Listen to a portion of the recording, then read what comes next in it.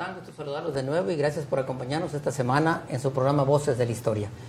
Esta semana vamos a hablar de un tema trascendental para la historia y para el futuro, el presente y el futuro de nuestro país, de la educación. Y particularmente vamos a hablar de la educación tecnológica. Cómo se fue construyendo este sistema y este modelo de enseñanza en el país desde finales del siglo XIX, con un modelo de educación particularmente tecnológico para preparar a los estudiantes y a los futuros profesionistas en las áreas de la tecnología, la ingeniería y la ciencia y todo esto. Y para hablar de eso me acompaña el profesor Felizardo Lagarda, que es director de una escuela tecnológica aquí en Hermosillo, pero tiene más de 30 años como profesor en el sistema educativo nacional, desde primaria hasta nivel medio superior, y ahora él trabajó algún tiempo en escuelas tecnológicas y ahora es director de una escuela de ese tipo, Liceo Tec. Felizardo, independientemente del apellido, pues la familia Lagarda es una familia de educadores. Felizardo, gracias por venir a hablarnos de este tema tan poco difundido y dado a conocer en el país, en nuestro estado, que es la educación tecnológica. No, gracias a ustedes por la invitación y por la oportunidad que nos dan de, pues como lo has dicho, de difundir lo que es la escuela tecnológica, ¿verdad? La parte sustancial que creo que es muy importante para el desarrollo de los países. Pues yo voy a empezar diciendo un dato. Álvaro Obregón creó la Secretaría de Educación Pública, la estructura organizacional para ofrecer educación en el país, y nombró secretario a José Vasconcelos, todo un intelectual, un educador, un personaje. Y siempre me he preguntado, en la época de Porfirio Díaz y antes de Porfirio Díaz, en la época de la Reforma, Juárez y la época del Virreinato, ¿cómo se enseñaba la educación? Mira, en esa parte la educación era a través de las mismas formas de trabajo que tenían vamos a decir, los agricultores, los hacendados, ¿verdad? Donde ahí se asentaban ellos y ponían una parte donde pues se formaba una escuelita y ellos mismos se organizaban para que esto se fuera tratando y viendo como una institución educativa, vamos a decirlo así, una institución de una escuela donde iba más pegado a lo que iban a hacer ellos, lo que iban a trabajar. Pues trabajadores de la hacienda. En la hacienda, ¿verdad? Precisamente. Pero ¿con qué criterio? No había una institución que los normara, simplemente era... No, era un principio que tenía, ¿verdad? De instruir, de hacerlos productivos, vamos a decirlo así, a estos alumnos, a estos niños en esas edades, hijos de jornaleros, hijos de trabajadores de la misma hacienda, de la misma parte donde ellos estaban viviendo. Pero antes de eso la educación estaba a cargo de la iglesia, ¿no? Era humanística, ¿verdad? Era más pegado a esa formación de los que vinieron acá, a los frailes, los que venían de... Los misioneros. Misioneros, ¿verdad? Y que iba más pegado a esa parte. Y hay que recordar que en muchas de esas escuelitas se les decían escuelas católicas. Pues eran en realidad escuelas era una escuelita religiosas, donde llevaban esa parte religiosa y donde llevaban la otra parte de formación del alumno o del hijo en el vamos a decir, en el desempeño que necesitaban tener en esa hacienda. ¿Y cómo fue que nació entonces la educación tecnológica? Bueno, de ahí entonces, hablando, si damos un brinco al siglo XIX, la escuela, la educación tecnológica data que a mediados del siglo XIX, que incluso en el 1958 en el 858 se funda la primera Escuela Nacional de Artes y Oficios. Y eso pues es un brinco enorme el que se está dando, ¿verdad? De tener una Escuela Nacional de Artes y Oficios, ¿verdad? Para luego en el 1858 que se forma esta, y luego en el 1935, que es en el siguiente siglo ya, pues ya queda constituido o fundado el Politécnico Nacional. Pero ¿qué era eso de artes y oficios? Bueno, artes y oficios, ¿verdad? ¿Qué enseñaba? ¿Cuáles son las artes y los oficios? En el caso del arte, ¿verdad? El alumno aprendía dibujo, aprendía pintura, aprendía lo que es el baile, la danza, el canto. En el caso de oficios, era formar a los alumnos a lo que es coser, a las alumnas, ¿no? Tejer, coser, usar máquinas de escribir, lo que era el trabajo de soldadura, lo que era el trabajo de carpinterías, talleres, ¿verdad?, de herrerías en sí, moldear figuras, hacer figuras de barro, hacer trabajos más técnicos en ese entendido de no tener la tecnología que ahorita tenemos. Pareciera que una capacitación para trabajar, ¿no? Era precisamente la capacitación para el trabajo, porque era la necesidad que había en ese momento.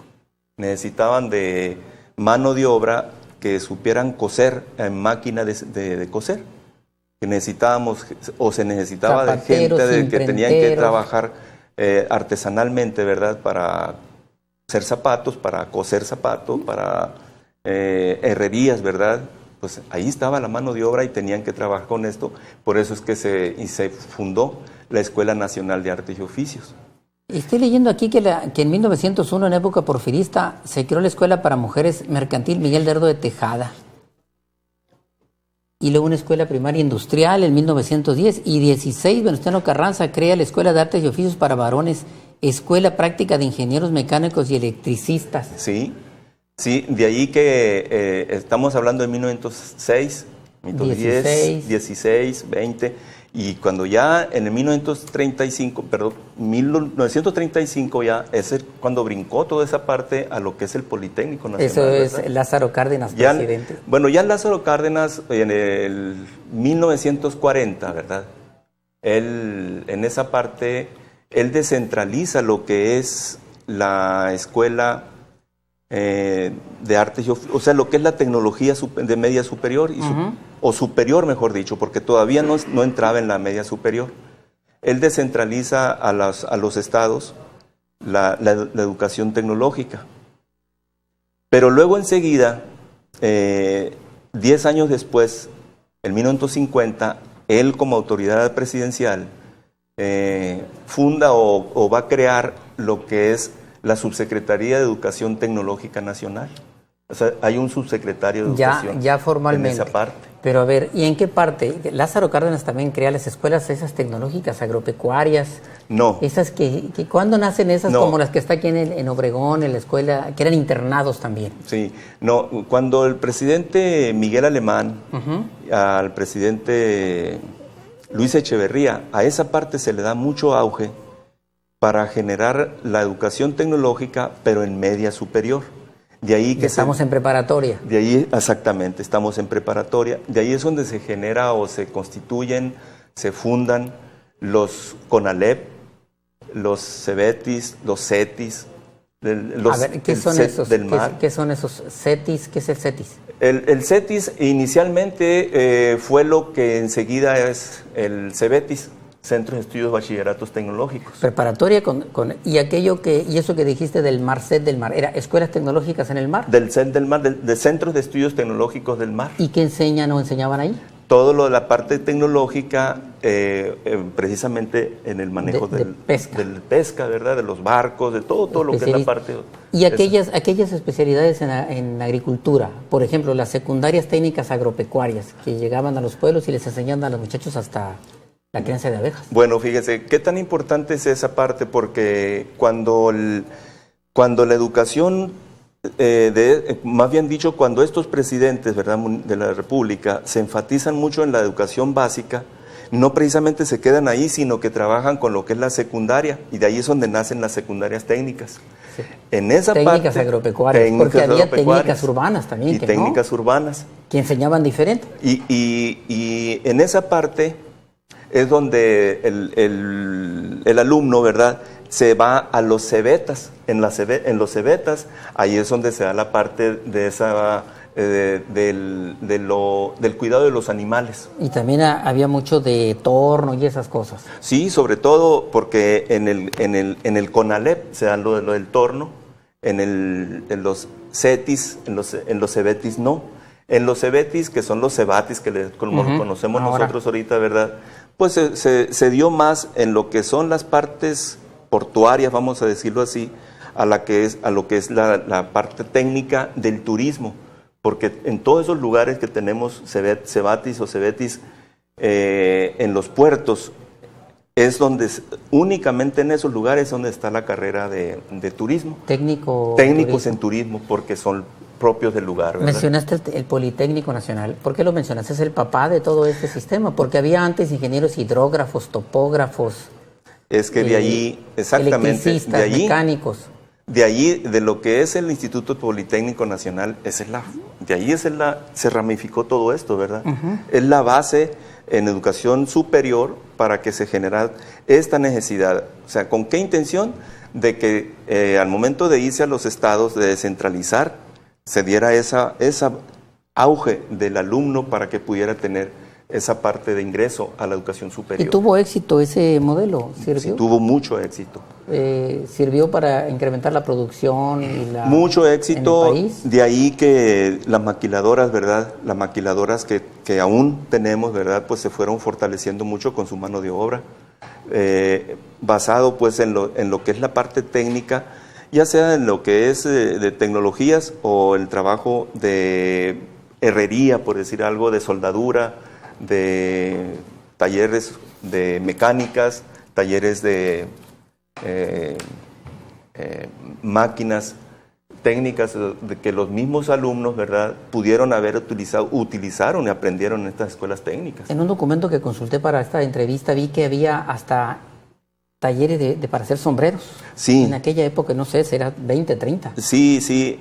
Incluso hay un video muy importante, yo estaba viendo que había un taller en la Ciudad de México donde trabajaban precisamente el moldaje de los sombreros, el tejido del sombrero, la palma, cómo iban a ir trabajando con ellos, ¿verdad? Que le apostaban más a la mano de obra en el caso de la mujer, porque tenían más habilidad ellas en hacer ese tipo de trabajo. Este modelo nunca se incluyó en la primaria, ¿no? No. Era de secundaria para arriba y sigue siendo de secundaria para arriba. No, ahora ya no lo tenemos de secundaria, ¿verdad? Pero cuando nació... Sí, en su momento nació, ¿verdad? Con ese modelo, hasta ahí nada más. Pero ya que brincó a las secundarias técnicas, ¿verdad?, en este caso como agropecuarias, eso ha venido a mejorar y a solucionar, no precisamente a solucionar, sino a que se le dé más auge a que el alumno tenga esa oportunidad, esa puerta más abierta para entrar a ese lugar. Vamos a hacer una pausa de 1 minuto, vamos a regresar ahorita y vamos a hablar de la tecnología hoy en día, que es totalmente diferente, ¿no? Elemental. Vamos a hacer una pausa de 1 minuto y regresamos, no se vayan.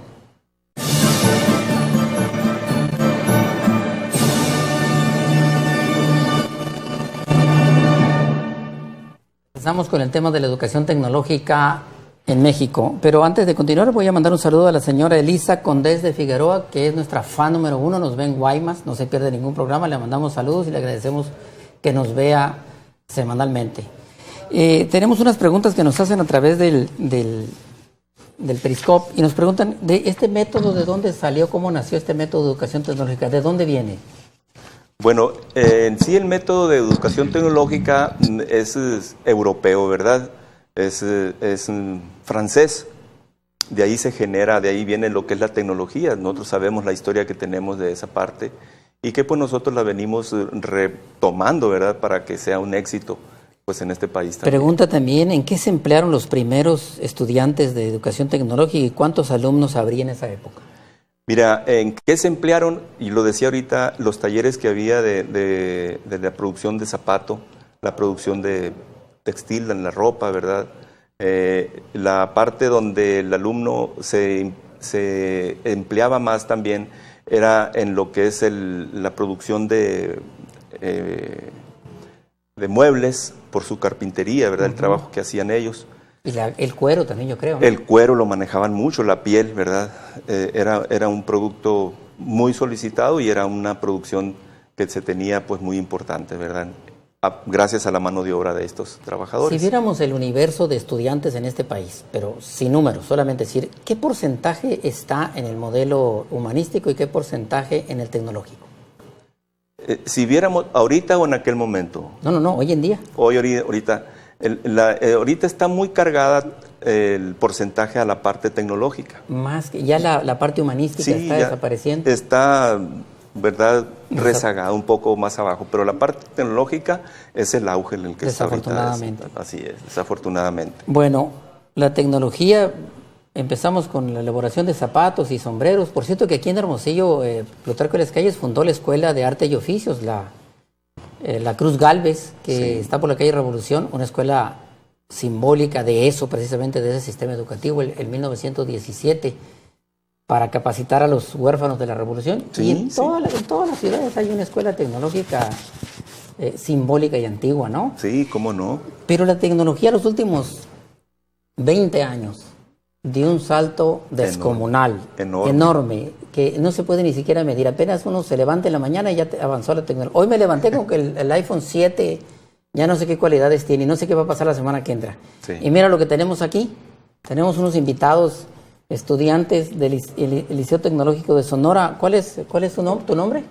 Javier Octavio Juárez Ochoa, ¿Y en qué año estás? en 4º grado. En 4º grado. ¿Y tú? José Rodrigo Loño Rivera, ¿Y qué grado estás? segundo de secundaria. Bueno, me recordó mi edad, así estaba yo en segundo de secundaria, tenía Sí. 12 años. ¿Por qué están aquí estos invitados? ¿Los trajiste de la escuela Mira, Liceo Tecnológico de Sonora? Yo quiero... Tú eres el director ahí. Yo como director, ¿verdad? Primeramente estoy muy orgulloso de ser pues el director de estos alumnos. Este par de niños no debe de pasar desapercibido la presencia de ellos acá, ¿verdad? Javier Octavio, alumno de 4º año, ha tenido una trayectoria desde primer año con nosotros donde ha demostrado su capacidad intelectual. Y es un alumno ejemplo, podemos decirlo, en su comportamiento y su desenvolvimiento académico. En el caso de Rodrigo... Pero ganó un concurso, creo, ¿no? Bueno, Él me dijo hace rato que primero ganó un los concurso. presento, ¿verdad? Rodrigo, alumno de secundaria, ya en segundo de secundaria, que también es un excelente alumno, pero es un joven, vamos a decirlo ya, porque en secundaria les decimos jóvenes, ¿verdad? Es un joven tan dinámico, tan agradable, ¿verdad? Él, que esa sonrisa que tiene, pues contamina, ¿verdad? Y eso ayuda mucho, ¿verdad? Tan es así que es líder, y ahorita les voy a decir por qué es líder. En el caso de Javier Octavio, sabemos todos que a nivel nacional hay un evento de matemáticas que se le domina la cotorra. ¿Por qué se le domina la cotorra? Porque así se les ocurrió a esos estudiosos que estaban en ese momento de desempeñar, o sea, de hacer una convocatoria nacional para que participaran todos los niños, todos los alumnos de educación básica, ¿verdad? En este ejercicio académico. Voy a corregir, al decir básica me refiero a primaria y secundaria, no en el caso de preescolar. De tal manera que el colegio hemos tenido la oportunidad de participar y hemos tenido buenos lugares. La excepción fue ahora con Javier Octavio, pues que tenemos el segundo lugar a nivel nacional con el trabajo que él ha desempeñado en lo académico de matemáticas, y eso es para Lo suyo es las matemáticas. Exactamente, entonces es algo muy bonito, muy grande, ¿verdad? Una satisfacción para él, primeramente, para el colegio, para sus papás, para toda la comunidad de Sonora, ¿por qué no decirlo, verdad? Porque es un representante sonorense, el que está en el segundo nivel académico nacional en matemáticas. En ese tiempo yo era malísimo para las matemáticas en 4º año, pero a ver, que nos platique, ¿qué recuerdas de ese concurso y qué te preguntaron? Me preguntaron muchas cosas y estaba muy difícil, sobre todo la nacional. ¿Cómo qué hiciste? ¿Resolviste problemas de ecuaciones y esas fórmulas y demás o qué? Sí, de ese tipo. ¿Lo tuyo cuál es? ¿La álgebra y esas cosas? Sí, la álgebra y la geometría. Mira, es muy curioso, nunca sabe el destino que va a tener desde que empieza, ¿no? Yo reprobé matemáticas y español en secundaria y soy ingeniero y escritor, fíjate nomás. Entonces yo dije, pensé que iba a ser médico, alguna otra cosa. Bien. Tenemos entonces aquí un modelo de educación tecnológica, pero hoy en día los drones y toda esta cosa es tan vertiginosa. Sí. ¿Están involucrados? Ahorita decía yo que en el caso de Rodrigo, ¿verdad? José Rodrigo es un alumno muy dinámico, él muy agradable, ¿verdad? Por eso es que es líder. Yo les decía, ¿por qué es líder? Nosotros en el evento hemos tenido tres eventos regionales y el Colegio Liceo Tecnológico de Sonora ha sido sede en 3 ocasiones. Y en las 3 ocasiones nosotros hemos tenido segundos y terceros lugares. En esta ocasión tuvimos el primer lugar en el grupo, en el equipo porque son equipo de 4 de 5, creo, ¿verdad, Rodrigo? Donde él es el líder. Él liderea en una mesa semejante a esta el trabajo que está haciendo para que se esté moviendo y cómo ir dándole. ¿Y cuál es el tema de él? El trabajo que va a hacer, por ahí no, por acá sí, hay que quitarle esta pieza, le ponemos esta, espérate, déjame, yo hago esto, yo hago lo otro. Entonces, se recarga la responsabilidad a él, pero él además les está diciendo cómo lo va a ir Pero haciendo. estamos hablando de cosas tecnológicas. Es tecnológico. En segundo de secundaria. En segundo de secundaria porque en el liceo tecnológico nosotros estamos trabajando con tecnología robótica desde primero de primaria. A ver, lleva la educación formal, la básica, la que todos conocemos, y aparte una parte tecnológica paralela. Es que, bueno, ahí es importante decirles que cuando se pensó, cuando unos miembros de la familia Lagarda se sientan con unos entrañables amigos, dicen, vamos a fundar una escuela, vamos a hacer una escuela de educación básica diferente. Entonces, ¿por qué diferente? Porque sabemos nosotros 2, 3, 4 décadas atrás que un colegio lo hacía diferente el ser bilingüe. Inglés-español. Inglés-español. Entonces decían, bueno, ¿qué podemos hacer nosotros? Bueno, vamos a hacer una escuela diferente y de ahí es que nació en el 2004. Esto que les acabo de pasar fue en el 94. 10 años después nace el Colegio Liceo Tecnológico de Sonora, con el distintivo de lo que es lo que es ciencia y tecnología, además de español e inglés. ¿Y cuál es el futuro de estos estudiantes hoy en día? ¿Van a ir a dar a escuelas universitarias tecnológicas, ingenieros, robóticos? Toda esa parte. Ahorita la tecnología... Mecatrónicos. La tecnología ahorita sabemos que es una parte de ciencia y tecnología, es un binomio pues para lo que es la integración al campo laboral, al trabajo. ¿Y ¿verdad? la parte humanística? No se descuida porque en esa parte nosotros estamos trabajando enfáticamente con lo que es el desarrollo humano en valores en el alumno. Tan es así que ahorita estamos trabajando con el respeto, el valor del respeto, ¿verdad? Déjame preguntarle a Rodrigo, ¿y cuál es la materia que te gusta? Pues me gusta mucho matemáticas. También matemáticas, y ya conoce los drones y toda esa tecnología tan moderna. Sí. Rodrigo no sabía que su bisabuelo era un conocidísimo, reconocido fotógrafo hermosillense. Bueno, estoy hablando como historiador. Sí. Tenemos fotografías. Yo creo que de ahí le viene, porque era un comerciante ferretero y era un fanático de la fotografía. Y gracias a él tenemos fotografías de la ciudad. Era el bisabuelo. Fíjate nomás. Fíjate nomás. De ahí viene pues la ciencia de él, ¿no? La parte tecnológica, ¿no? Que la va a desarrollar. Yo tengo mucha confianza en él y en todos los alumnos, que vamos a tener muy buenos profesionistas, muy buenos empleadores y empleados, ¿verdad? Que van a estar en un futuro acomodados en muy buenos lugares, donde la ciencia y la tecnología, que es ahorita la parte fundamental que nos mueve en el mundo, no precisamente en el país. Bien. Creo que nosotros, desde el momento en que estamos como colegios, que trabajamos en preescolar, primaria y secundaria, estamos trabajando con esa parte del alumno. No descuidamos la parte humanista, ni tampoco descuidamos la parte tecnológica. Y la parte, aquella que nos enseñaban a nosotros, era la parte física, el deporte, la recreación, la cultura. Sí. Porque no podemos tener en el futuro puros robots. No, la educación es íntegra, ¿verdad? Es integral. La educación tiene que llevar con lo que es el deporte, lo que es el canto, el baile, el dibujo, ¿verdad? No precisamente vamos a hablar de robots allí, no vamos a hablar precisamente de personas que van a ser técnicos en algo, sino que también, ¿por qué no podemos esperar que ahí salga un artista en dibujo, una coreógrafa, una persona que sepa lo que son el arte de la pintura, ¿verdad? Pero la parte humanista en nosotros, en el respeto sobre todo del ser humano, ¿verdad?